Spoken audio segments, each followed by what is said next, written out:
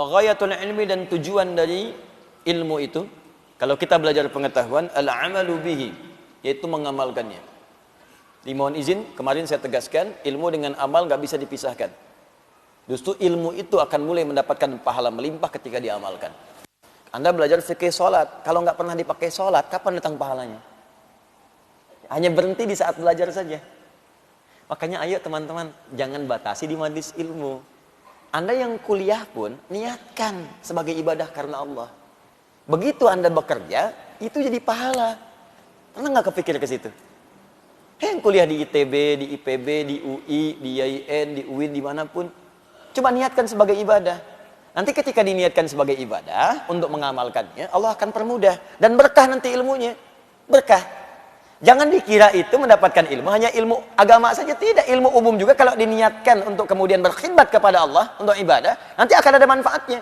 Masuk ITB, pengen jadi insinyur, masuk jurusan arsitektur, keluar dari situ bisa desain masjid, desain hotel dengan musolanya, sipilnya bikin jalan. Begitu diniatkan sebagai ibadah, berapa banyak orang lewat untuk umroh di situ. Ini jalan ini aja, berapa banyak orang lewat untuk sholat ke Al-Azhar. Subuh ini aja, berapa banyak lewat situ. Berapa banyak yang pakai keran di situ untuk wudhu. Berapa banyak yang ke toilet. Anda bayangkan, kalau cuma ngejar dunia, nggak akan dapat tuh pahala akhirat. Tapi kalau ilmu Anda dipakai untuk berniat ibadah kepada Allah, Anda bikin kemudian desain kerannya, Anda bikin jalannya, Anda bikin bagian tempat wudhu dengan toiletnya. Begitu dipakai, dunianya dapat. Dunia diberikan panjar duluan. Pahala akhiratnya, setiap yang wudhu, Anda dapat pahalanya. Setiap yang lewat, Anda dapat pahalanya. Dan saat belajar itu demikian, Allah akan berikan kemudahan. Makanya ilmunya berkah. Coba lihat orang-orang dulu itu.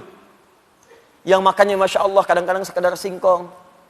Ya, kadang-kadang ketemu nasi pun sehari cuma sekali. Itu pun dibagi lagi dengan 6-5 orang. Tapi dahsyatnya ilmunya berkah. Saya kalau lihat orang dulu belajar bahasa aja, jarang yang ada satu bahasa. Minimal 2. Bahasa Indonesia, bahasa Belanda. Never dong. Misalnya, mana si pitung? Belanda, dapat. Jepang, ada yang bisa bahasa Jepang.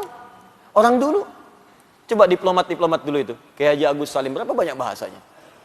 Ya, Bung Hatta. Ya, Masya Allah. Insinyur Soekarno, misalnya yang lain-lainnya itu. Ya, mereka belajar. Dan yang paling dahsyat, ulama-ulama kita. Masya Allah itu.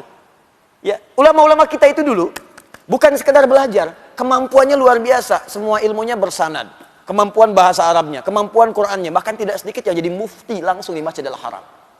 Tidak sedikit di antara mereka. Dan namanya abadi sampai sekarang. Bahkan murid-muridnya mengajar lagi. Syekh Yasin Al-Fadani. Berapa banyak muridnya sekarang mengajar? Syekh Ahmad Khatib Al-Minangkabawi. Berapa banyak muridnya punya manfaat sekarang? Jadi saya sarankan kalau kita mau belajar, dimanapun itu, termasuk Anda yang sekolah di kampus-kampus umum, ayo bikin konsep untuk ibadah. Dengan ilmu ini, saya akan berkhidmat. Ingat pesan saya, kalau Anda kejar akhirat, dunia akan ikut. Tapi kalau Anda kejar dunia, akhirat akan meninggalkan Anda. Kita kesini untuk ibadah. Sholat, taklim. Dunia ikut. Begitu selesai, ada kopi, ada sarapan, ada pisang. Dunia tuh. Tapi kalau kesini coba nyari pisang, akan dapat. Udah akhirat gak dapat, pisang gak kebagian. Oh, paling gak enak tuh.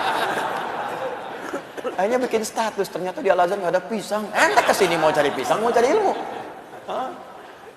Jadi kalau kita nyari akhirat tuh ikut dunia semua. Saya sering katakan begini, rezeki itu udah diatur. Surga kita yang belum jelas. Dunia itu nggak usah capek lah. Ya, yang capek pada dunia, dia belum paham dunia. Makanya pelajari ilmunya supaya nggak susah.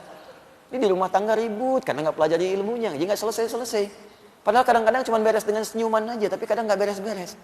Kenapa? Karena ilmunya nggak dipelajari. Di bagian pertama, ghayatul ilmi al-amalu bihi. Ya, jadi mohon izin, orang yang belajar itu tujuannya untuk diamalkan.